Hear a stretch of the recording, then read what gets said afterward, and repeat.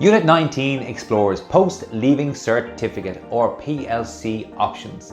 This unit is about showing you that there are many valuable pathways available after secondary school, not just direct entry to universities.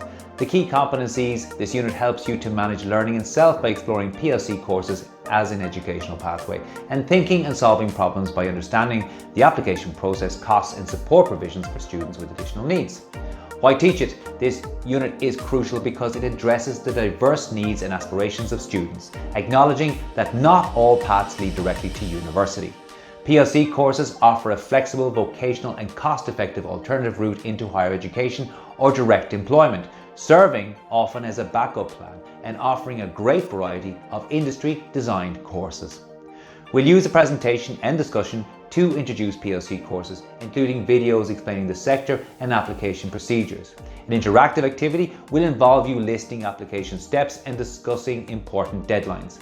We'll highlight the Higher Education Link Scheme, where Level 5 certificate holders can reserve places in higher education. We'll also cover costs, generally free, and the availability of SUSI maintenance grants and accommodations for students with additional needs.